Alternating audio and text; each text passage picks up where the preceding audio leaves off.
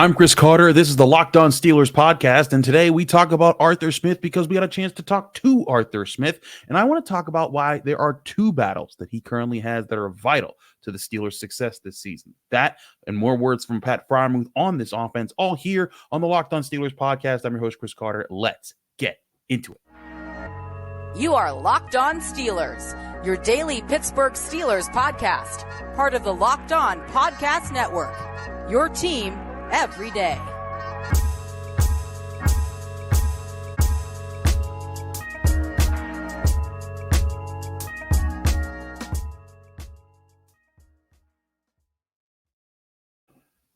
Hello and welcome to the Locked On Steelers podcast. I'm your host, Chris Carter, bringing you your daily dose of all things in the Pittsburgh Steelers. As always, you can find this show on your favorite podcasting apps and on YouTube. Like this video if you enjoy it. Subscribe to this YouTube channel to get all of your daily Monday through Friday episodes, as well as our bonus content. We thank you for making us your first listen every day because we're your team every day. And today's episode is brought to you by GameTime. Download the GameTime app, create an account, and use code LOCKEDONNFL for $20 off your first purchase. Terms and conditions apply. All right, everyone. So as we said, we talked about this on yesterday's episode, but Minicamp has now begun. We were there Tuesday. We got to talk to players, we got to talk to coaches, and we got to talk to offensive coaches. We will get to talk to defensive coaches presumably tomorrow, and we'll see how that or well, I guess today, because we're all listening to this on Wednesday.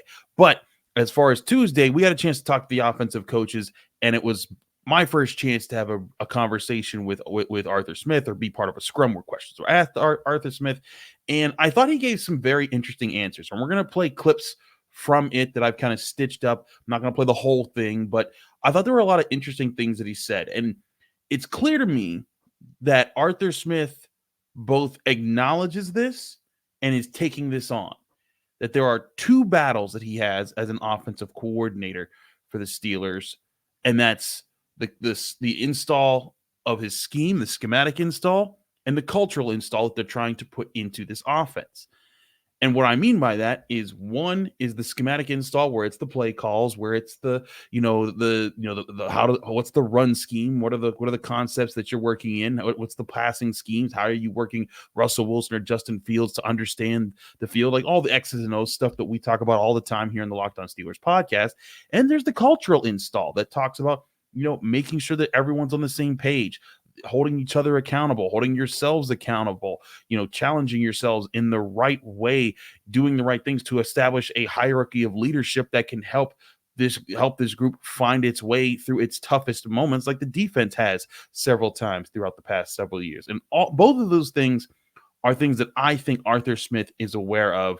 And I think if you listen to how he responds to some of these questions in this upcoming clip I'm about to play, you'll feel the same way too. Without further ado, here was Arthur Smith when we got a chance to talk to him during Steelers minicamp on Tuesday. Fundamentals. There's so much talk about this opportunity stood out to you.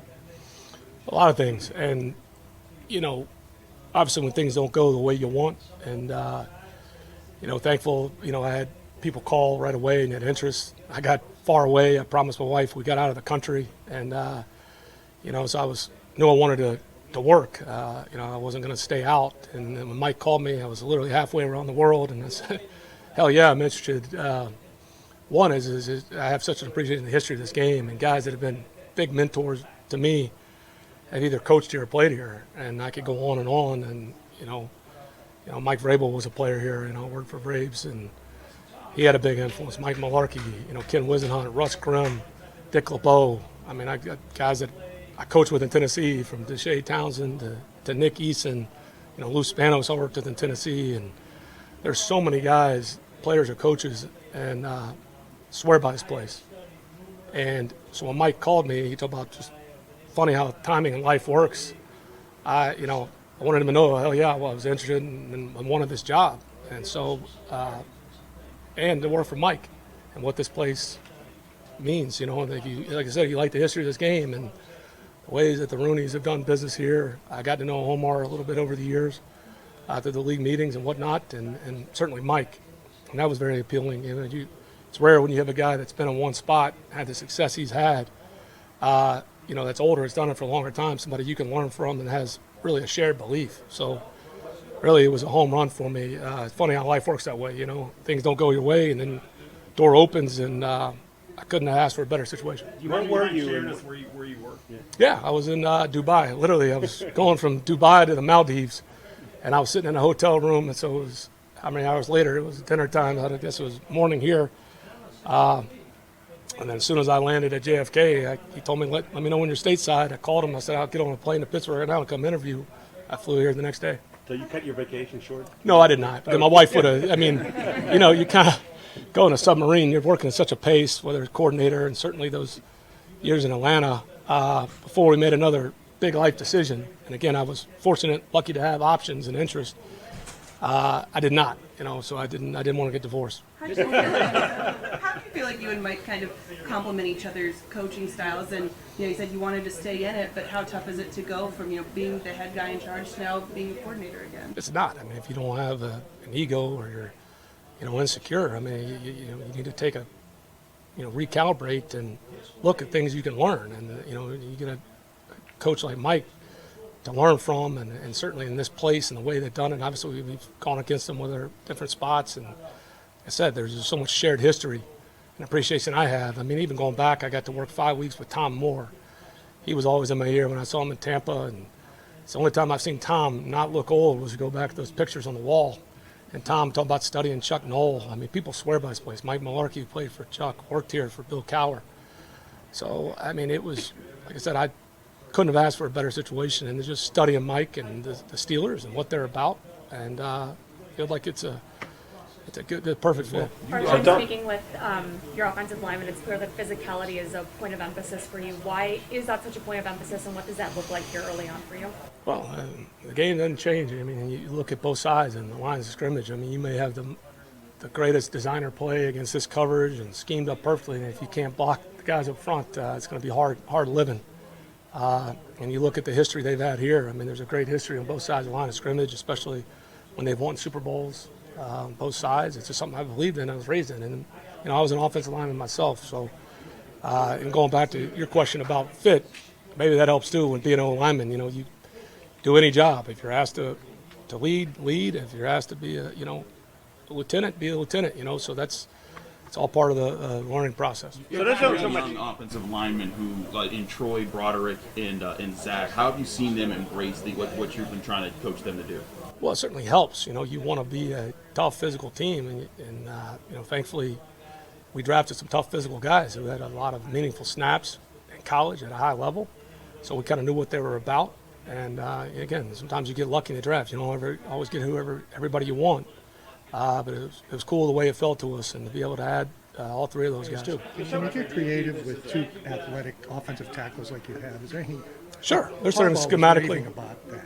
Yeah, I mean, there's certain schemes you may want to run. I mean, that when you have more athletic tackles, and that can certainly be in certain run schemes, getting them out of space. It could be in the screen game. Whether you want to get in the pulling them or whatever you're trying to do. Certainly gives you a lot of flexibility when you have athletic tackles, or really athletic linemen. Arthur, as you started to learn about your roster, the running back position, what stands out to you about just the top two backs, what they might do differently, similarly, and how do they fit into what you want to do? Well, ultimately, it's a fine line. I mean, you have your beliefs, but you're not so rigid. You're trying to play to their strengths and enhance things year after year to try to get them to improve on. But both Najee and Jalen have had a lot of success in this league, and so. As they fit in there, I mean, you break it down, give or take, 17-game season, you hope to have 1,100-plus plays, and if you're a balanced offense, give or take where your carries are out, nobody, even Derrick Henry, we didn't ask him to carry the ball 550 times. So there's plenty of carries to go around, whether that's traditionally or non-traditionally. But been really excited to get to work with both those guys. It's been fun this spring, getting to know both of them well off the field.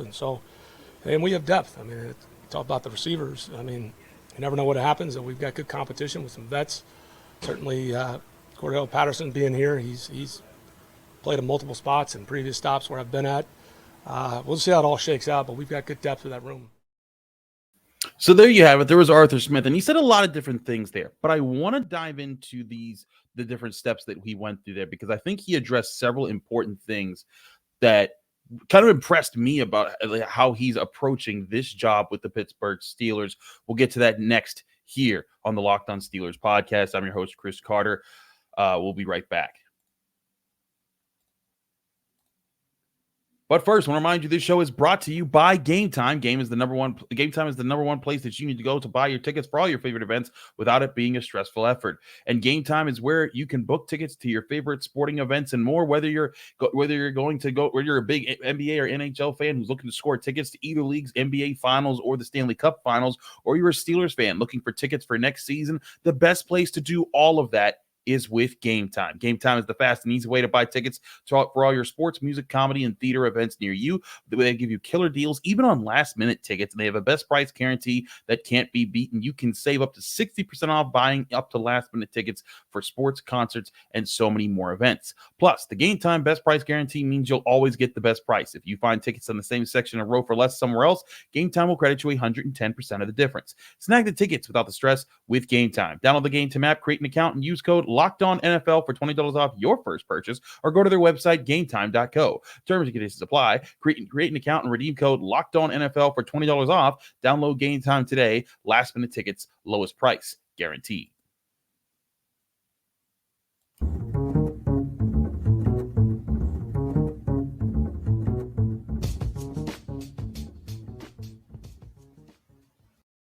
Back here on the Locked On Steelers podcast, I'm your host, Chris Carter. So let's break down a few different parts of what Arthur Smith said in that scrum that we got the chance to talk with him about. First of all, I think that, I talked about the cultural install, and some people might be saying, what do you mean there? This part of this process cannot be overlooked. As much as we're going to talk about the scheme when we get to see plays and things happening there, this is just as important as that, because the Steelers, as we've talked about, there's no hierarchy of Steelers leadership right now on the offensive side of the ball. There's guys that you hope to become leaders. There's guys who are doing the right things right now, but there needs to be a new establishment of that. And so that's something that, that's so that you need a foundation for those leaders to support in the first place.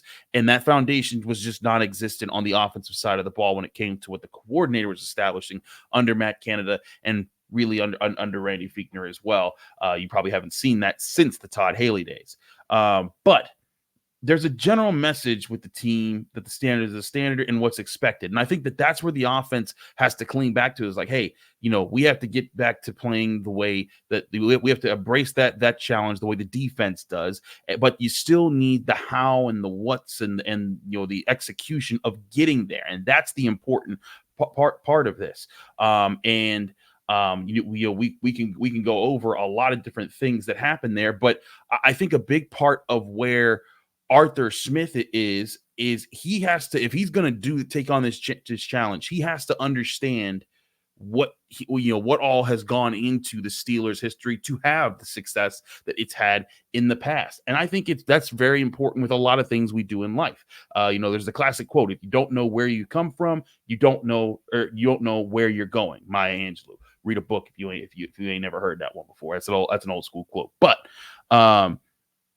the fact that he was able to kind of break down the coaching history and his connection to the coaching history of the Steelers and, the organization, I think that speaks a lot to, like, hey, he gets a lot of the things that have worked for the Steelers in the past and a lot of things that, kind of set up the cultural success that the Steelers have. Because let's also make this clear. This cultural, void on offense, this is only a recent thing. You think back, this team has had, great leaders. Even if you don't consider Ben Roethlisberger one of those guys, Hines Ward was an amazing leader. He set the tone for the offense back in the 2000s and going into the 2010s. As we talked with Alan Saunders, Marquise Pouncey and David DeCastro were those guys before. They need to do that, and I think that part of it is having the right coaches that understand the temperament to address it here and how to move forward with that.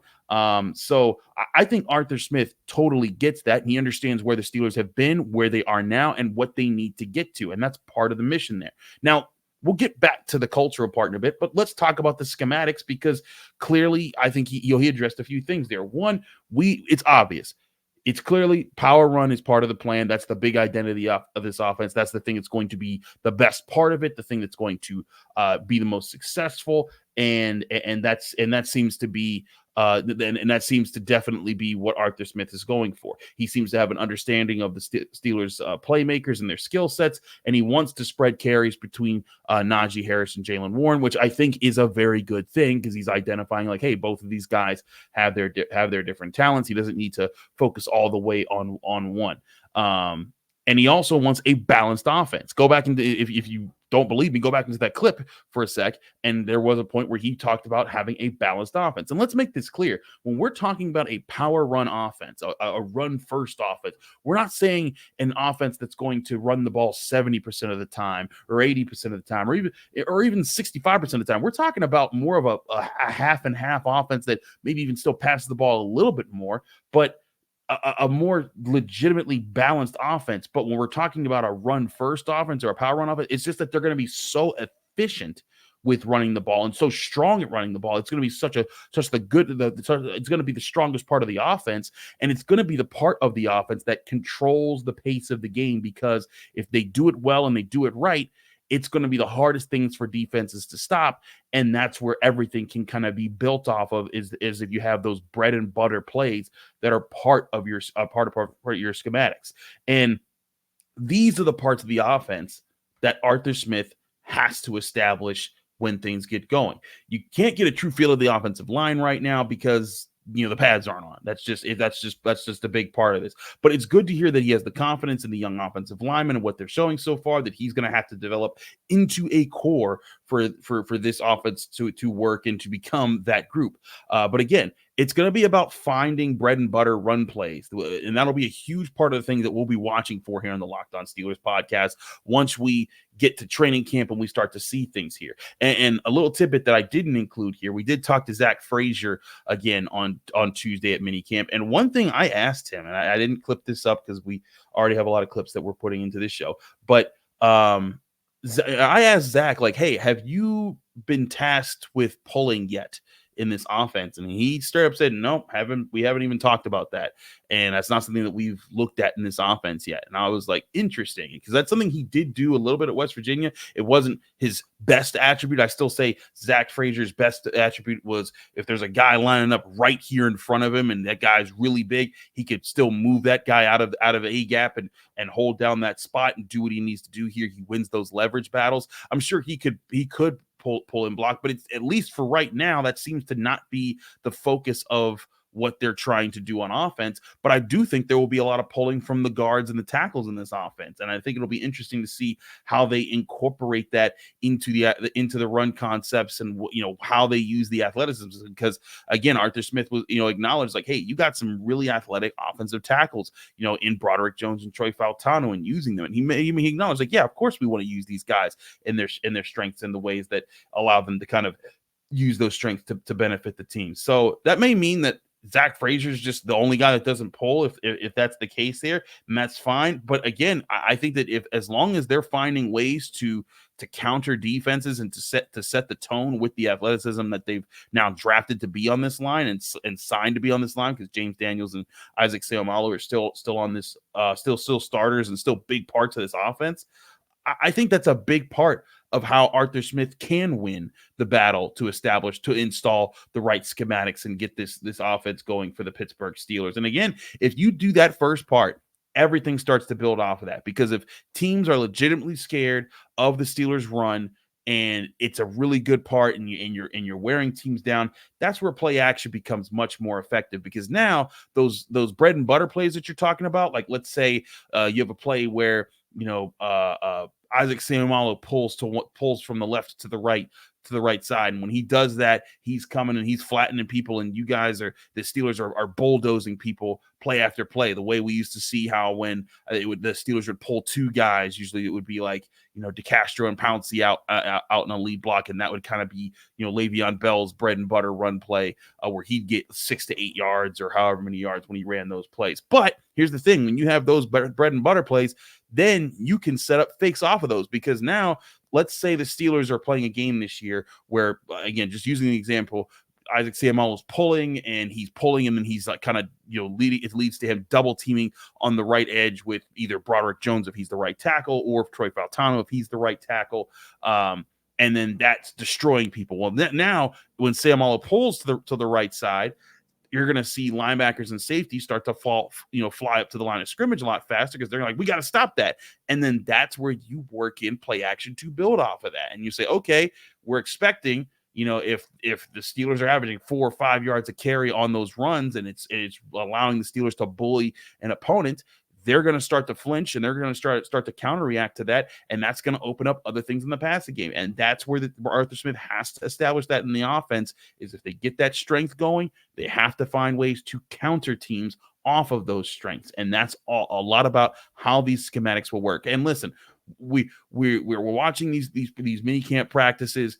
We're not going to be we can't report on things that we see during the practice, especially when it comes to like the team drill stuff, when we're seeing that, unless players talk about it. But what we can do is we can keep an eye on ourselves, and then we can kind of give you, have a better sense of what to expect when things do start in training camp. And I think that's going to be a very interesting part of how the Steelers incorporate the offense and the schematics that Arthur Smith is working on here. But I want to talk more about the cultural install thing here, because Pat Freiermuth also addressed this in the locker room, and I think that that's something worthy of talking about in detail here on the Locked On Steelers podcast. We'll do that next, right on the show here. Don't go anywhere. We'll be right back.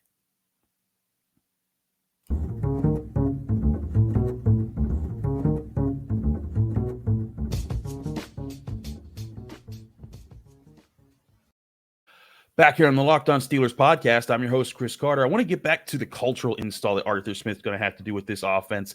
Again, it can't be overlooked. It's a big part of what's going on here.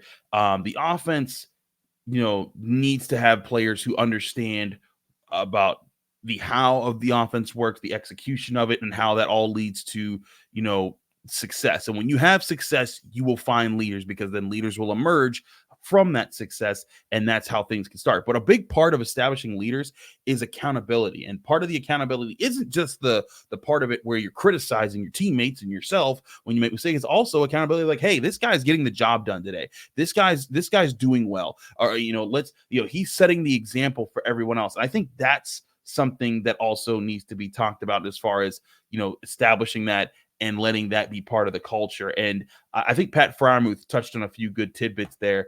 We asked him about Arthur Smith. Here was Pat Freiermuth in the Steelers locker room. We talked to him on Tuesday at Steelers Minicamp. We heard a lot about the emphasis of Arthur Smith in the offense, trying to get the run game, the blocking. Yeah. But what about you as tight ends? What kind of emphasis he put on you guys, what he wants? A lot, yeah. We're in charge of a lot. A lot of the offense falls on us. Just formation calls, plays, assignments, all that kind of stuff. So, we're excited for that. Obviously, there's a learning curve to it. So we're excited to kind of finish up this week strong and go in the offseason and really figure out what we need to do to come back in training camp and really thrive. And what kind of mindset does he bring? Is he like a disciplinarian? Is he tough?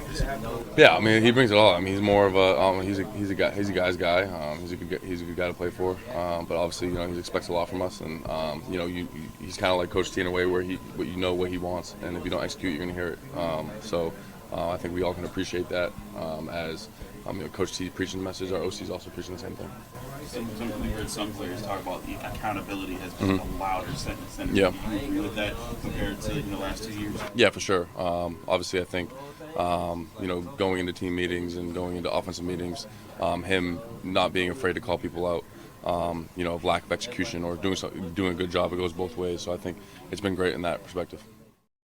So there's a lot of different things here, but I want to highlight the part where Pat Freiermuth talked there about accountability and doing things and having that being part of the offense, and something that Arthur Smith is pushing, and also Arthur Smith being straightforward with guys. I think that's a big part of coaching, is setting expectations and then being straightforward about those expectations, whether they were met or they were failed to be met. It was failed to meet them, because if those two things are acknowledged, I think that's a huge part of how the how you can move forward as a team when you're succeeding and failing, both in practices and in games, because that's how you can address things straight up and and quickly cut off problems that lead to bigger problems. And I think that was a big part of what happened in Matt Canada's offense, was when the Steelers struggled in certain points.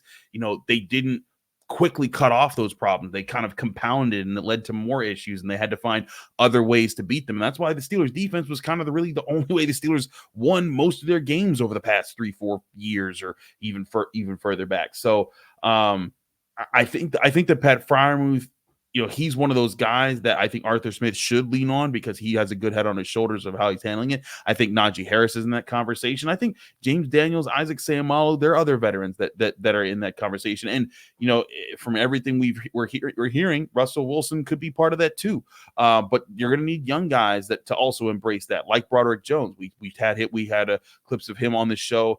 That I think that was really important for him on the Monday episode to show again the maturity that he displays there and how he's continued to display both in OTAs and minicamp. So I think there's several aspects of what Arthur Smith needs for this cultural install, but I think that it's going to be interesting to see how it moves forward. But let's recap a few things here that we got in just getting to talk to Arthur Smith and what we've seen so far. First of all, point one, we've seen humility from Arthur Smith, and I think that's a really good sign that he's not going to let ego get in his way when it comes to this. If you remember back one of the questions, I think it was Brooke Pryor of ESPN, who we've had on the show, she asked about, the difficulty when it comes to the transition from being a head coach to an offensive coordinator, and straight up, Arthur Smith said it's not difficult. He said it's not, and it's from there, and he kind of acknowledges like, hey, it's more so about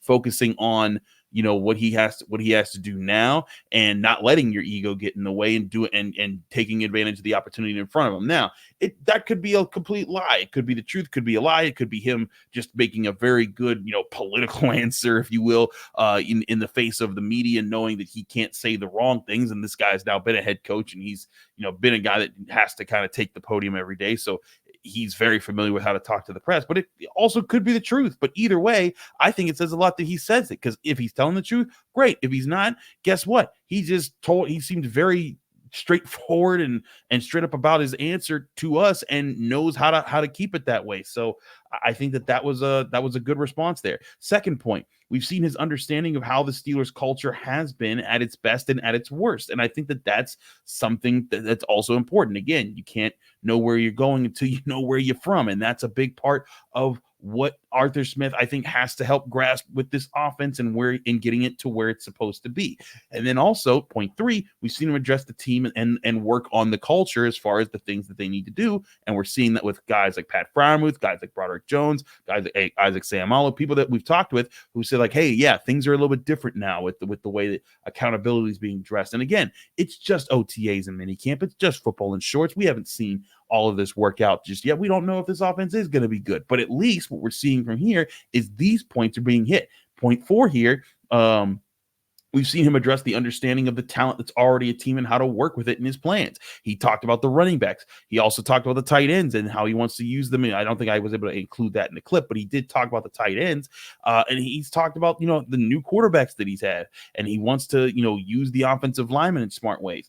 All those are good things that you need, that needs to be part of. And that's where the schematics comes into play. But also point five, my last point here of recapping things, we've seen how the players are having a positive response to what he's done so far. Again, Broderick Jones, Jaylen Warren, Pat Freiermuth, Isaac Seumalo. We've played those clips from those guys on this show over the past month or so, whether it's OTAs or minicamp so far. And when you talk to those guys, even the rookie Troy Fautano, but specifically I want to focus on guys who've been on this team and have struggled on offenses, and you're seeing them speak very positively to what he's doing in these early stages. And I think that's a huge part of what this process is earning the trust of these guys so that they can rally around the new foundation that's being built. And then you start to find your leaders for the futures in this Steelers offense. These are all good signs. It doesn't mean that everything's fixed and the offense is going to be amazing in top 5 or anything like that. But these are all good signs of what is going to be a long journey for this offense to dig its way out and get back to being decent and respectable in the NFL. But in that long journey, that's why we're a daily podcast Monday through Friday here on the Locked On Steelers podcast, so we can address all of it every step of the way. And we'll continue to do that at Steelers Minicamp, because I will be at Steelers Minicamp all week long. We're there today again Wednesday, and there again Thursday before the Steelers break, before their big vacation before training camp in August. So lots to break down still that we'll see here. I talked also to Zach Azzani, the Steelers wide receiver coach, and Roman Wilson, and I thought there were some really good tidbits from both of them. I want to address that tomorrow, barring anything crazy happening today at Steelers minicamp that kind of forces our attention elsewhere. But I want to talk about the receivers, because there was some really good stuff I heard from those guys about what's going on. We'll get to that as this week goes on here on the Locked On Steelers podcast. I'm your host, Chris Carter. Follow me on Twitter and Instagram at Carter Critiques. Read my work at the Pittsburgh Post-Gazette, post-gazette.com. Find me here on the Locked On Steelers podcast every day, Monday through Friday, breaking down your Pittsburgh Steelers. We'll see you tomorrow right here on the Locked On Steelers podcast.